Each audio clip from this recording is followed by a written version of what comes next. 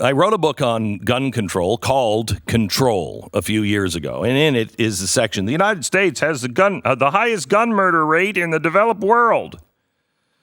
Yeah, that chapter and the 6 chapters that follow it are all trying to say the same thing. No, that's not true. Now we have the Washington Post confirming.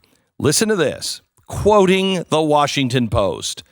Gun homicides have dropped substantially over the past 25 years, but most Americans believe the opposite to be true.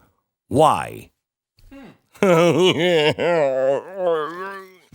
Why do you think, Stu?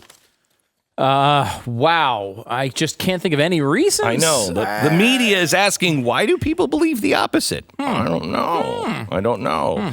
Could be because of what the media reports and what everybody is feeding you. Amnesty International says, quote, gun violence is an epidemic. So does the BBC. In fact, the BBC wants you to know that America is too crazy about guns that it can't even decide between, I'm quoting, an Apple MacBook and an AR rifle, like the one used in many of the nonstop mass shootings. If you're an American, you're probably asking yourself, should I get a Chromebook or a handgun like the one used in the Las Vegas shooting, end quote. Really? Is that really? That's what Americans are thinking about? Really? Now, this, of course, is according to the BBC, the leading news source for a country in the throes of a knife crime epidemic where they're taking your kitchen table knives.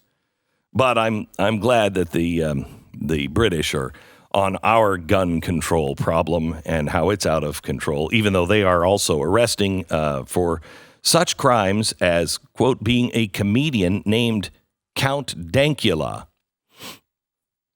They've arrested him because he taught his pug to salute like a Nazi. They've also arrested recently a mother who dared call a transgendered woman a man on Twitter. So, you know, they've got the facts down. Then, of course, you could take it from Vox, who reported last year that gun control or that gun violence was on the rise.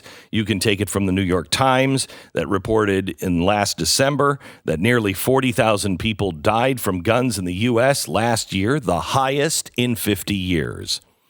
Now, maybe the Washington Post should read the Jill Abramson book. She used to be the New York Times executive director, and she said in her book, quote, although the media has historically always been left-leaning, we've abandoned our pretense, or at least the effort, to be objective.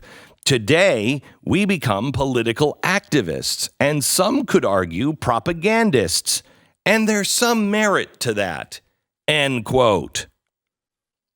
That, again, is the former New York Times executive editor. So you want to know why people don't believe that gun-related murders are down and the lowest? It's because of the media. So now we have this claim and reason to be suspicious that nearly 40,000 people died from guns in the U.S. last year, the highest in 50 years. You'll have to notice the very clever use of words because it's an act of framing. It's a common tactic that the media uses. You compare some tiny, docile, homogeneous nation to America, which is a massive country with people from numerous different nations, ethnicities.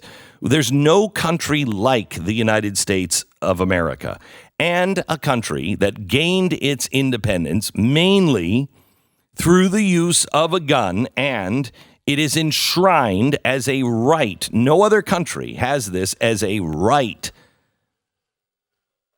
Comparing America to Japan, comparing America to Norway, especially on really anything. But when it comes to violence, it is like comparing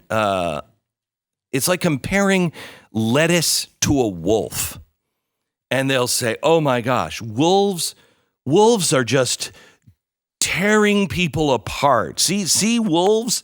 They're eating so many people. Far more people are eaten by wolves than by a head of lettuce.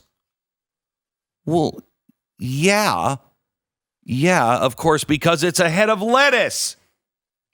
So let's look at countries just for kicks. Have you ever scrolled through gun-related deaths in Honduras? Have you ever looked in El Salvador or Jamaica or Brazil or Colombia or Guatemala, even Mexico? Why is it that the United States, our press, only wants to compare us to Canada, our northern partner, and not our southern partner, who we're supposed to love and respect and just think they were the cat's meow?